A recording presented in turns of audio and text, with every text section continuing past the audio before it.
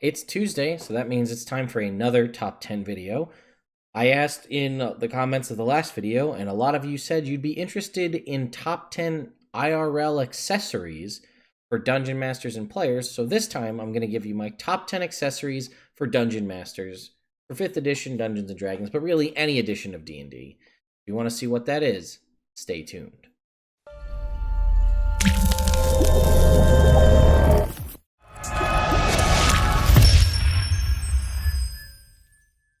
So, no real rules here. It's just accessories. This is my top 10 list of what I think are the 10 most important things a Dungeon Master needs, accessory-wise. Maybe controversial. I'm sure it will be.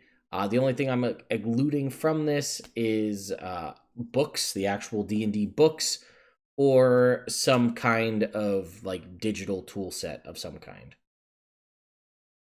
Number 10. Number 10 is a battle map. The reason it's number 10 on this list is you don't technically need one, and I have in many games and several times run a lot of theater of the mind style combat. But I do enjoy writing and using battle mats. I find they help the players a lot.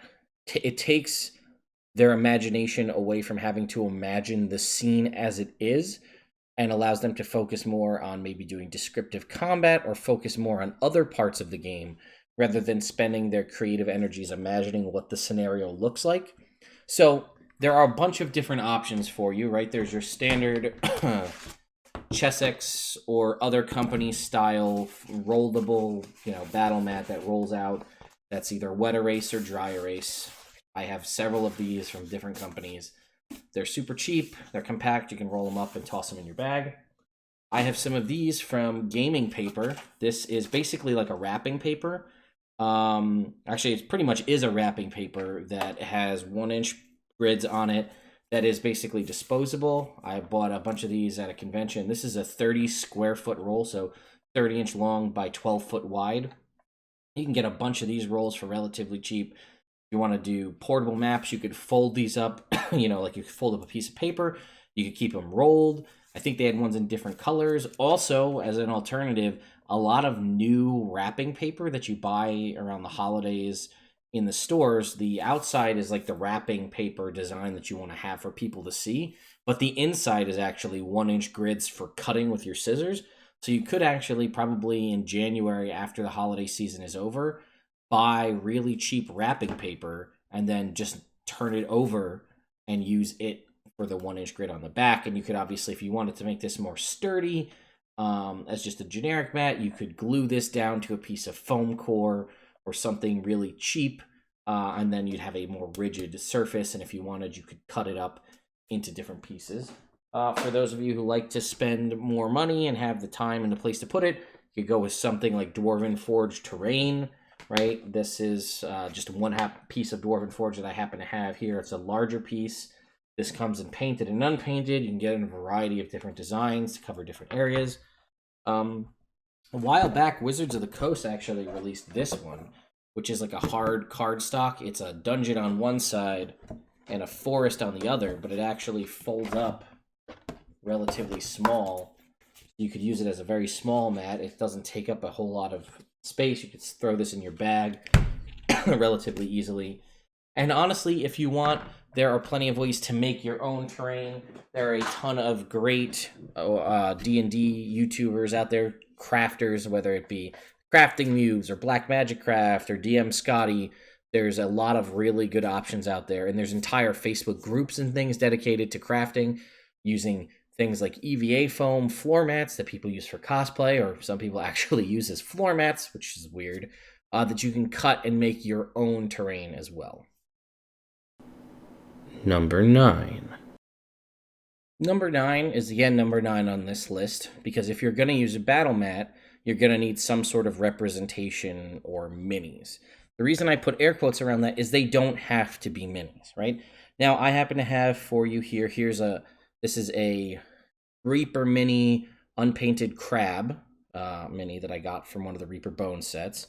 This is a WizKids Unpainted Mini from one of the WizKids Nolzur's Unpainted line, so there's that. This is a WizKids Pre-Painted Mini from one of their many box sets. This is a Hero Forge mini, custom printed, one in their new color, excuse me, Kickstarter. But you don't need to spend money on minis like this. Yes, there's something nice to be able to say, like, you fight a Triceratops, and boom, there's a Triceratops on the table. And because this is unpainted, I can make this Triceratops any color scheme that I want. That's cool. The downside you'll run into, as I'm sure many of you have, is they may not have a mini for what you want to use. Like, it may be a homebrew creature that you made up. It may be a cool character from a homebrew race that your DM created or you created yourself, and you don't have a mini for it. So then you're going to be using something to replicate it anyway. Again, you may be like me and have a wall of unpainted minis because you don't have the time to paint them. Or you may only buy pre-painted minis because they come pre-painted, and that's great. Problem is, these guys get expensive. Yes, you can get bundles of unpainted and things like that, but I find, and for years and years and years, I didn't use minis. I used whatever I had. So over here here's some Heroescape minis that I had from a while back. Those can be used from other games. I used to use Monopoly pieces. The amount of combats I used to do in old games where I used pewter Monopoly figurines, whether it be like from Star Wars Monopoly or regular Monopoly, so you'd have like the dog fighting the Top Hat fighting Boba Fett, right? Like that would be the combat. This little guy here, this little pink plastic ninja, this is from like a quarter machine in the front of a grocery store. I went with my sister when we first started getting into role-playing games, and we bought as many of these as we could with as many quarters as we could find, so we could dot the map with actual minis. So we have a ton of those tiny little ninjas. Obviously, a popular thing you could do is use dice, right? Use extra dice. We all know that we have extra dice, which is why dice aren't on this list. You can put dice to represent enemies. You could do a die. It's like a D6, and you put it on the side of the 6, and that represents a mob of 6 enemies. And they kill 1, and you turn it to 5. And they kill 2, and you turn it to 4. That's another way. Another popular thing people do is they'll use candy, right? This is a Mellow Cream Pumpkin from Halloween. So it's a little bit old, but Skittles, Starbursts, M&Ms, and then if people defeat the enemy, they get to eat it. So everybody wins. Free candy and cheap minis. I mean, you could buy a bag of them. Sorry, it's just going to be awkward. I'm just going to finish talking and then chew this afterwards. You buy a bag of M&Ms or Skittles or Starbursts, and that gets you a ton of enemies, and everybody wins. So, I mean, you could do red and green M&Ms for a holiday season. You could do candy corn or Mellow Cream Pumpkins if you like them like I do. I know a lot of people don't. But again, something to represent them. If you're going to use a battle mat, you need something to represent combat. So be creative and see what you can come up with. Number 8. Number 8 is a Dungeon Master screen. Again, also low on the list because it's not required. A lot of people don't like to use them, and for the longest time I didn't myself either, because 1, I didn't have one, and 2, I happened to just sit far enough away from the players at the table where it wasn't necessary. But I will say that sometimes it's nice to have a quick reference guide in front of you. It also does give you the benefit of hiding your rolls behind the screen as a DM in case you want to fudge dice either for your player's benefit or for your monster's benefit. You don't want to kill your players early on. You say, oh, they got a 2 when really you rolled a natural 20. Or they've been absolutely wailing on your monsters and you haven't got a hit in, so a random natural 20 comes out when it was actually a 1, so that you can at least deal some damage and feel some vindication for the effort you put in for the combat. They can come in something like this, where it's like a piece of cardstock. This is actually a 3.5 Dungeon Master screen. And you can see this is actually what I prefer my DM screens to look like. Just a ton of useful information on the inside, tables and things that I find of use. And on the other side, you usually have some really cool art. Usually of a dragon is what it seems to be, right? We got kobolds on this side, heroes on this side, and a dragon. Now for 5e, they make this is just 3 of them. I have a ton. I have probably 8 or more DM screens. So for 5e, if you're running a specific campaign, they made campaign-specific ones, right? So check this out. This one is for Elemental Evil or Princess of the Apocalypse. It's got the specific art. But now here's my other problem with sometimes you run in with these.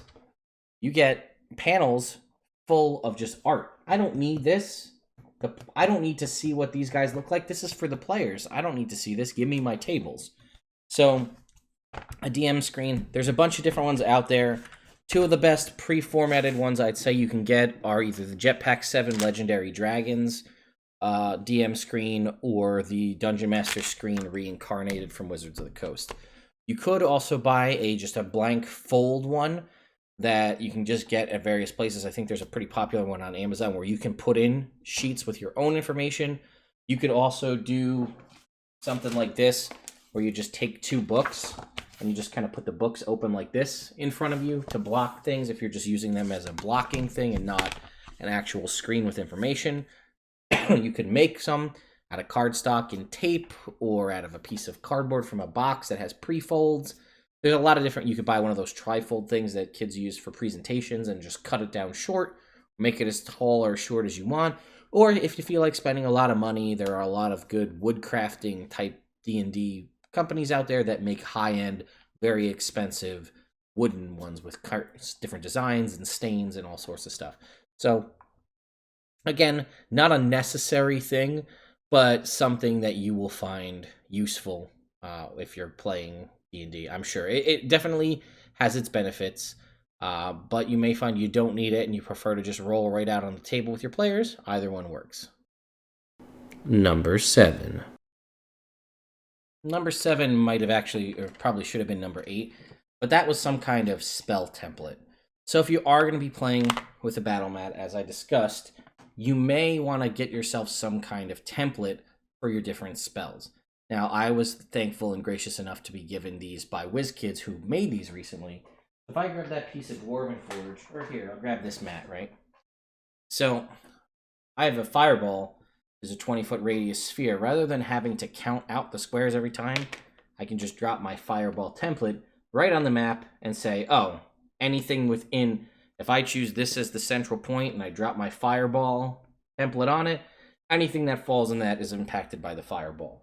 Alternatively, right, if I do a fear spell, you know, I'm the starting point over here, anything in this area is affected, that was upside down, by my fear spell. It definitely helps. Obviously, there are arguably expensive options like this from folks like WizKids who do make these templates that you can get. And these are nice. They kind of fit over top of things. You can get stuff from Arknight, who does flat pack templates. You probably have seen those in use in Critical Role. They're like a spell template. It's a flat piece of plastic, almost like a not a cellophane, but slightly stiffer, clear acrylic. You set that down over top of it. The benefit of these is that if you have, you know, a mini on your map, you can set the template down on top of it and you don't have to actually move anything. Whereas the other ones, they only kind of overlay. This one actually sits on top, which I do like. But there were some older versions, I think, from Pathfinder that Paizo had made that were basically just pieces of metal that were bent into shapes. And I think those were actually bent into the square, like the square shapes of a grid. So if it was a 15-foot cone, rather than just a triangle, it would be like 1 square, 2 squares, 3 squares, and it would kind of fit exactly over the 1-inch grid. So you could do that. You could make them yourself very easily. Again, you could use pipe cleaners. You could use wire or string or something like that. You could get like a paper plate like this, right? Like say this is close to a 20-foot sphere. Cut out the inside. There's your thing, and you just label them so you know what they are. And again, not always useful if you're not using a battle map, but the little time I've had with those WizKids ones, I found it's drastically improved and expedited combat. Number 6. Number 6 is an hourglass. Something I actually don't have to show you any of you guys, but an hourglass or a timekeeping device. You could get a very simple, like, kitchen timer, 1-minute hourglass timer. You get a very ornate one that's big and has all these handles and has colored sand, or maybe it drops ferrous liquid or something, you know, all sorts of different things, right? You can get these typically around Halloween. You can get really cool ones with like skull motifs, but something, a short time tracker, usually around the 1 to 2 minute mark. And the reason you'll want this is when you're frustrated that your players aren't really, the game isn't moving along, the game isn't going where you want it to go, or they're going to spend a bunch of time in a room just trying to figure stuff out.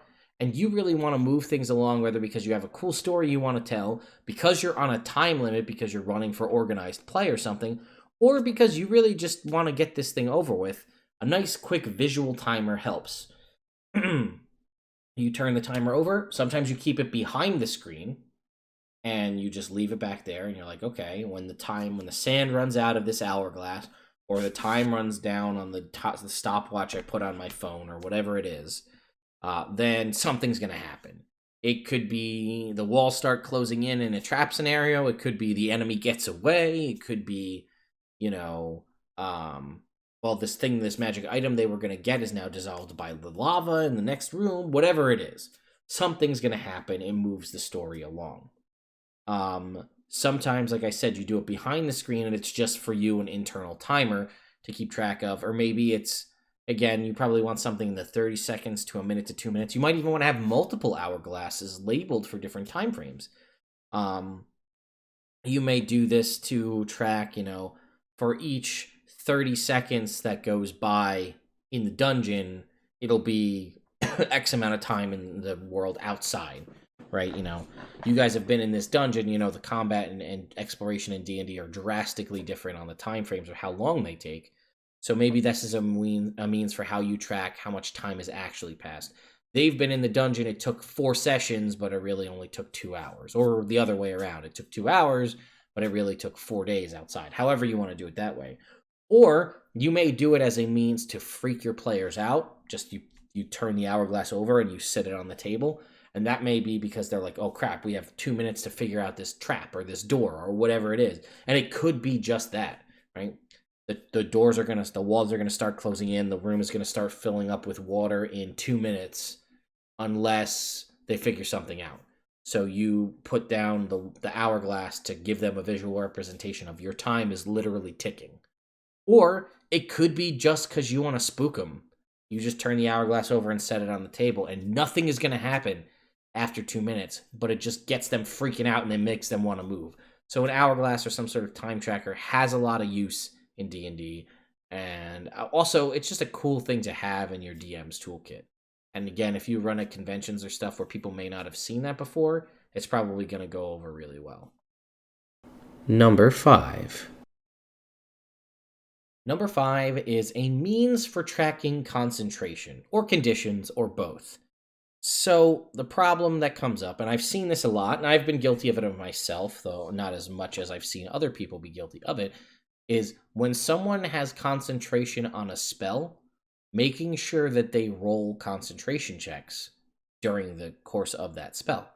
Now, the reason that that's important is because the way they specifically designed 5th edition Dungeons & Dragons was that spells have a concentration mechanic for most of them. Any kind of general buffing or boosting spell, more often than not all of them, I know there's plenty you can point out that don't, have a concentration mechanic, usually up to a minute, sometimes 10, very rarely an hour.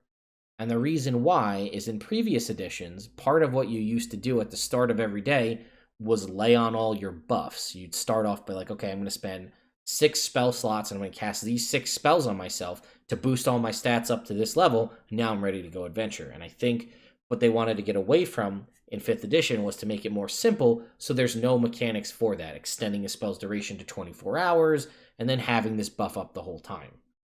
Instead, you can only have 1 concentration spell up at a given time. But that typically means that those spells are more potent, or what they do in the terms of 5th edition mechanics are more powerful. So the thing is, when you take damage while you're concentrating on a spell, you need to make a concentration check. And if you fail the concentration check, the spell goes down. And more often than not, whether it be a high, very popular streamed show, or a little game that I run in my own time offline, or even the ones I do run online, I'll forget about concentration checks. And I do my absolute best when I'm a player playing a character that has a concentration check, keeping myself and the DM honest. Hang on, I gotta make a concentration check for that spell, and then I'll roll it. But where I usually forget is I'll forget to ask my players to make a concentration check. And it always is in that weird spot where like 3 turns later, you should have been making concentration checks the past 3 turns.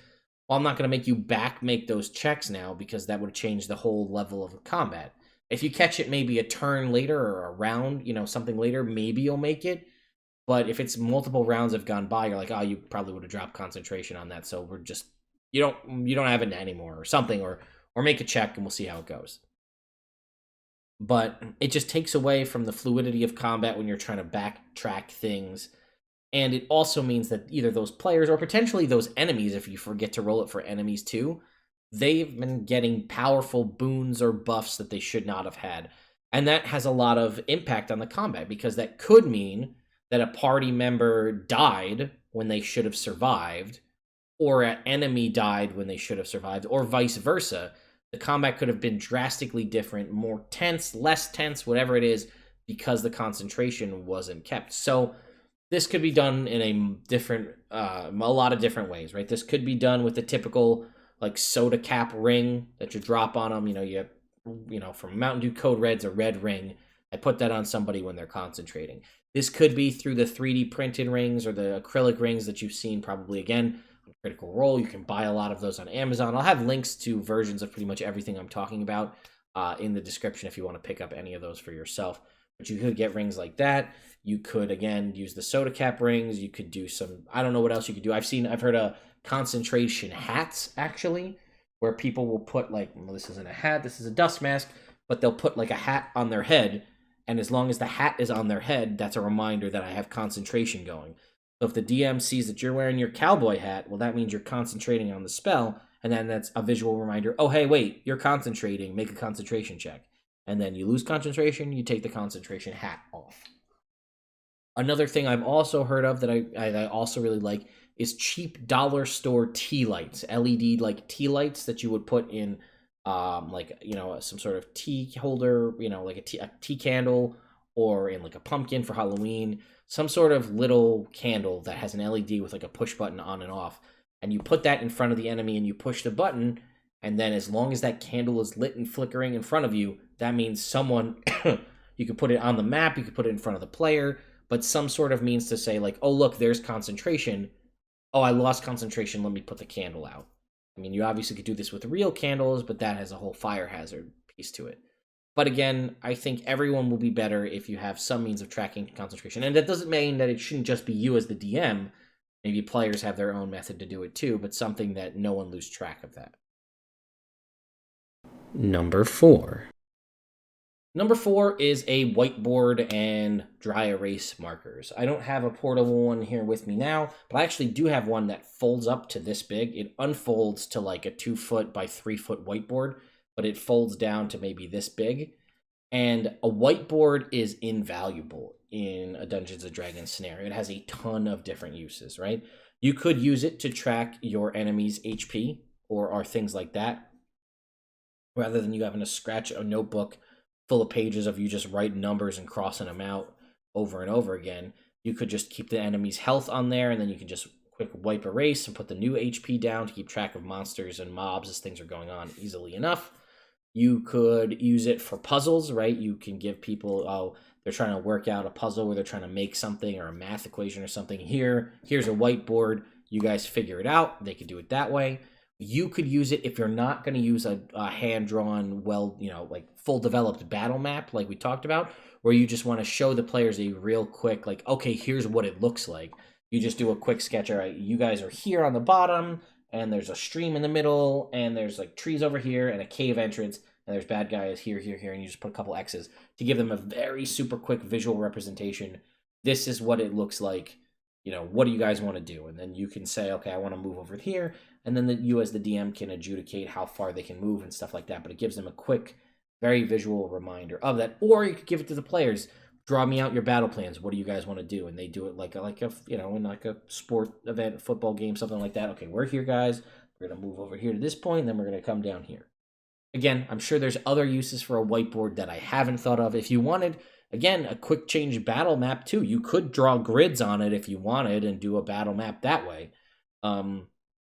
Again, whiteboards are super cheap. You could buy one of those little ones that typically goes on the inside of like a high school locker or middle school locker. Those are like usually $1, maybe $2, and they come with a dry erase marker. People used to put them on their doors in college. You buy one of those really cheap dry erase boards. It's small. It's smaller than a D&D book or about the same size. Just throw that in your bag, and again, you'll find uses for it. Number 3. Number 3 is an initiative tracker. Probably the only thing I hate more as a DM, and it's just, again, I'm taking the onus on this on me, the only thing I hate more than losing track of concentration is skipping somebody in a round of combat, whether that be skipping a player, skipping a monster, and like then you're always scrambling, like, okay, who's next? Oh crap, I forgot you. Do you want to just go now? But then, like, are they going to go twice in a round? How are you going to fix it? So some means of keeping track of initiative. I've seen a ton of different ways done. So there's tons there's ones that cost money and are financial, and then there are super cheap, easy ways. A couple different ways you can do this. One, a card of some type. You give everybody a card that says 1, 2, 3, 4, 5, 6, 7, whatever it is. That's a simple way to do it. I don't particularly like that because it's not very visual if your card's not visible. You could do a table tent where you just take like a piece of paper or cardstock and you fold it in half and you write a number on it. And I give it to you and you put it in front of you. Okay, you're number 1. You're number 2. My monsters are number 3, so I put the 3 in front of me. My other monsters are number 4. I put the 4 in front of me. And then you all have your individual table tents, and that's super easy. You could, if you use a DM screen like I talked about, take the same concept of those table tents and drape them over the top of the screen. So that way, you can take the table tents, right, and you just kind of put them on the front of your screen here, across like that. And you've got, okay, you read it from however you want to read it. If you read from right to left or left to right, okay, you go first, then you, then you, then you, then you, and you go down the line like that. That's a way you could do it. There are a ton of options for, like, people do physical initiative trackers where it's like the base post with a pole in the middle, and they do like clothespins down the list, and you like drop them on or whatever, and you read down the list. It starts this, and you go down the list like that. I use clothespins. I actually don't have any here with me, which was an oversight by me. In a similar fashion to doing the table tents, I'll do clothespins on the top here. You just clip a clothespin, you write the player's name on the side because it takes up less room, so I can still see the inside of my screen fine. It takes up less space. I used to use like big actual like cardstock table tents on the front, and those are really cool, but the downside was you used to cover up so much of the screen with it that certain things you'd forget about. But if you do use ones like that, you can write other information on the inside, which I've seen in a lot of cases. Like you'll write AC, passive perception, maybe HP, or some other thing on that inside tent, so that the DM can very quickly be like, okay, I know that Bill has an 18 AC, and I can just tell him, all right, Bill, it hits your AC. This guy, he rolls to hit you, he hits because your AC is 18, and then you can also use that as a means to help expedite combat as well. Move things along because you have access to. You don't have to ask somebody what their passive perception is. You just have it in front of you, and you say, okay, you see it, and you don't. Whatever it is. There are, again, a ton of other options. I know Hero Forge makes minis you can print like this, but instead of the base being like a flat base to go on a battle mat, is a base designed to hang on on a DM screen. So you could have actual printed minis of the different characters, so you could have like a full actual cool representation of the mini to give you a more visual option for what each enemy or PC character looks like. But again, nothing sucks more and derails combat and intensity more than you're like, I forgot you. All right, well, I guess go now, and then you'll just go again in 2 rounds when it's your turn, and you just like it flusters me. So a good means to track initiative helps a lot. And then if you have a visual means like that and you miss somebody, it gives the players an option to go, well, hang on, don't I get to go because they just went, and then shouldn't it now be my turn? And then that also lets them a way to help keep you honest, rather than you tracking it in a notebook behind the screen, which is something I've done in the past. This helps move that along a little faster. And then again, if you're playing online, there are all sorts of digital trackers. D&D Beyond just released a combat tracker, which lets you use that as well. So again, plenty of options. Number 2. Number 2 and number 1 on this list are probably going to be the most controversial ones. I feel like people are going to be like, really? That's your number 2 and that's your number 1? This is my list, so get over it. Number 2 is a good notebook. And I don't mean like a cheapy spiral bound, 5-star notebook, whatever it is, something that you got on clearance at the end of the school year. Or after back to school time is done and you got a spiral bound notebook, something where the pages are going to rip out really easily, you're going to lose track of your notes, that kind of thing. Nothing like that. I mean a good, solid notebook that you are going to want to keep your notes in, you're going to want to write in, and it's going to stand the test of time. It's not going to rip in half. I mean, I don't know how many of you have ever had like a cheapy spiral bound notebook where the cover rips off, the pages fall out, the spiral ring gets stuck somewhere, and then the whole thing comes apart. It's a mess. It's just a really good notebook. And you know what? I think I'm actually going to go get some examples to show you. All right, so what I don't mean is something like this, right? A flip top, one of these kind of spiral notebooks.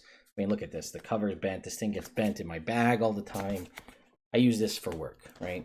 Or one of these, this obnoxiously yellow, almost too bright to look at Mead notebook, one subject, spiral bound notebook. Stuff like this, you're going to lose pages. Stuff's going to fall apart. Me personally, I am a fan of the Moleskine notebooks. So, for example, here I have 2 different versions, right? I have these are nice, solid hardcovers. I have this one's basically a regular notebook size, and this half notebook one. And I really like this one because it's easy, it's small. This will actually fit in my back pocket if I want. But what I like about this one is, again, you can see there's initiative notes and things. I don't know if you can make that out, but this one is actually gridded. So if I want to draw a battle map in here, it already has grids in here, which is nice and easy for me. And actually, this whole notebook is full of just D&D notes from over the years, And I think I have. I'm trying to see if I have any maps drawn in here. I don't think I do. No actual battle maps, but I've got all sorts of notes in here. Not that it's super necessary, but if you go to take a whole bunch of notes, it does have like a little string to do like a bookmark. It has this note around the outside to help keep it shut, so this thing won't open up in your bag and have pages get torn up. In the back here, it also has a pocket. Let me see if I can open this here. Yeah. So I've got some important, potentially, notes here in the back. What do we have in here? Oh, looks like there's some notes on how to build some furniture. I think there's some weapon design along with some like family crest stuff for Dungeons and Dragons again. So there's the pocket in the back, gives you that, and you can get, again, different kinds. You can get ones with soft cover. I prefer the more hardcover versions. If you want, you can get like character-specific ones. You can get ones with designs on the front of different books. I think I have one in my car that is like J.R.R. Tolkien. It's like The Hobbit, and it's got like Smaug and the Lonely Mountain on it, and it's all designed up. You can get the soft cover ones in like multiple packs. Here's my larger one. This one is not gridded. This is just lined paper on the inside. Again, this one I think I maybe have battle maps in it. I'm not sure. They're really poorly drawn battle maps. But again, this one also in the back has the big pocket, right? So you can put a whole bunch of stuff in here if you want. I mean, it's not a small pocket. You could store a decent amount in there. So that's what I prefer for my notebooks. A second choice that I do enjoy is like marble notebooks. Again, I just prefer something that's not gonna have pages rip out like a spiral bound. I mean, I have plenty of these like fancy smancy notebooks that have like the cool designs that look like a character might use. I don't particularly enjoy taking my DM notes in these. I feel like it's a waste of space. That's why I like more notebooks like this. You can also get, if you don't want to spend money on like a higher end one like this, you can get marble notebooks that are gridded, like with graph paper for whatever reasons. Those are super cheap. Those are usually pretty good, and they stand, again, the test of time. I have plenty of campaigns tracked in marble notebooks, so lots of stuff there. Just something that you're going to enjoy writing in, because realistically, if you're running a game for people for an extended period of time, in theory, you're going to be doing a lot of writing. So whatever you're going to be writing in needs to be something you enjoy having around and carrying with you, and something you're not going to lose or have stuff get ripped out of, because nothing would suck more than like 2 or 3 pages getting pulled out of your spiral bound notebook and then finding out that those were the 2 pages you needed for tonight's session. Plus, I mean, you can tape stuff to the inside of this pocket or this piece here. You know, if you wanted to tape notes or anything to the inside cover here, you don't have to worry about the cover ripping off the front like you do with a or with a spiral bound notebook. Again, that's probably way too much time of me saying the word notebook and more than you needed of 4 minutes of me talking about notebooks. But I'm passionate about it, and that's why it's number 2 on my list. Number 1. And number 1, again, as I'm sure you'll know, will be probably pretty controversial because people will be like, really? That's number 1 on your list of DM things? But it honestly is to me, and that is a good pen. I know that sounds so stupid, but I find when I sit down to pen my D&D notes, or a good, whatever is your preferred writing utensil, if I sit down to write something and I'm going to try to write out notes for a session or multiple sessions or world history or some sort of long form D&D thing, nothing takes me out of the moment more and makes me not enjoy it as much as if I don't like the writing implement that I'm using. I know that sounds so stupid, and maybe I'm in the minority here, but like, that's why 90% of my notes in my D&D notebooks aren't written in pencil. I don't know what it is. I don't particularly enjoy writing, especially with pencil in my D&D notes. Even if I'm tracking combat, I prefer a pen. And I really like these Pilot ballpoint pens.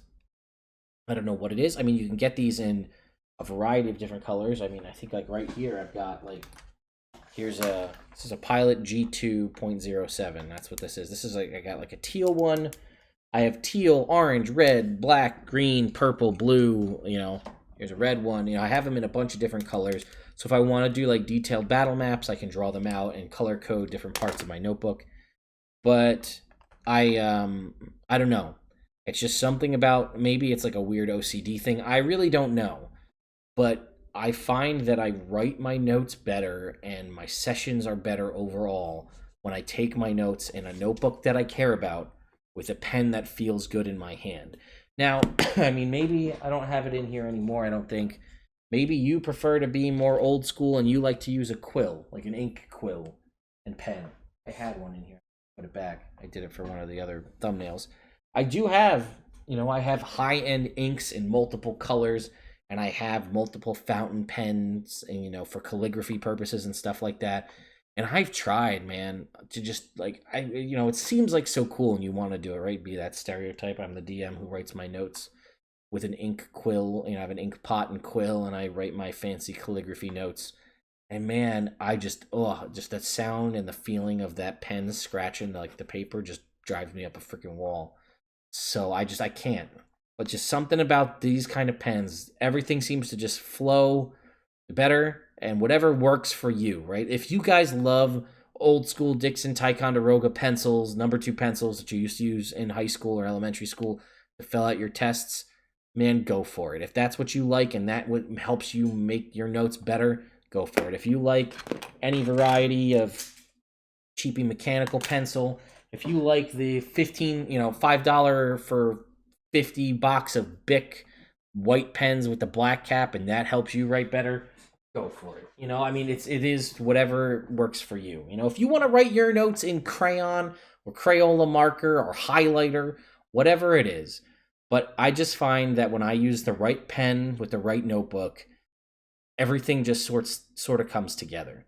Now, I may have ideas or notes or things I'm working on, and I'm not saying that I don't take voice memo notes on my phone or type stuff up in a Google Doc, but the first draft of all notes, the things that really go together and the things that I end up being very proud of in my Dungeons and Dragons career always come from a good notebook and a good pen.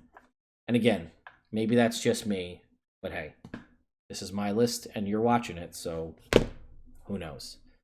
Anyway, thank you all so much for watching. I'm sorry, I probably ranted too much about stationery at the end there, but it is what it is. That's what I think are my top 10 accessories that any good dungeon master should have at their table, because you're going to use one or all of them at some point, and it's probably going to benefit you more to have them all up front. And, you know, obviously I want to hear, this is something I want to hear more than anything else, though. I always say I want to hear your comments in the thoughts down below. I really, truly want to hear them this time. Tell me, what are your top 10 things that you think a dungeon master should have at their table? What should they be? What are the top 10 IRL accessories for a dungeon master? Obviously, you can leave out things like dice trays, dice towers, and books, right?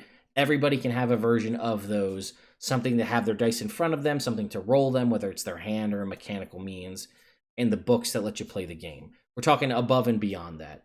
I know certain DMs who sit down and they don't have a notebook. They just go off the cuff and do whatever, and they calculate it all on a whiteboard or, you know, in a calculator or however they want to, they track stuff. They don't have notes. They just go, right? Some people are meticulous and they have multiple printed sheets of photocopies of books where they'll take like the page and they'll put it on a copier and they'll cut it out and tape it to the inside of their notebook. I used to be one of those back in the day. I used to photocopy every section of the given book of rules that I thought were important and glue them into my notebook or tape them into my notebook because I thought I would need every single little thing when I didn't know as much as I know now about dungeon mastering and game mastering in general. So what do you think are the most important things? What do you also think about this video? Be honest, thumbs down it if you don't like it, and tell me in the comments what your thoughts are. Because this was a request from viewers like you guys, accessories.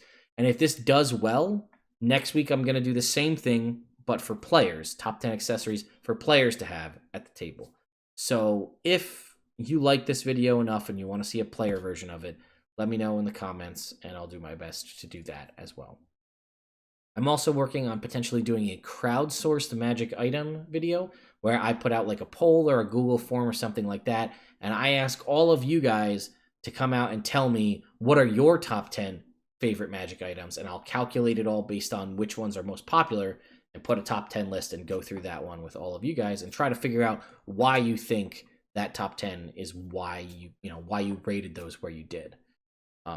So anyway, if you enjoyed this video, please make sure to like the video, subscribe to the channel, and if you want to see more updates from me, ring that notification bell as well. I do have a giveaway still going on for 20K subscribers here on YouTube. We've already blown past that. We're at 21.5, I think, and on the rise. So I really do appreciate it. And the giveaway is a bunch of really cool books and resources for players and dungeon masters alike from my good friends at Jetpack 7. Thank you all so much for watching, and I'll see you next time.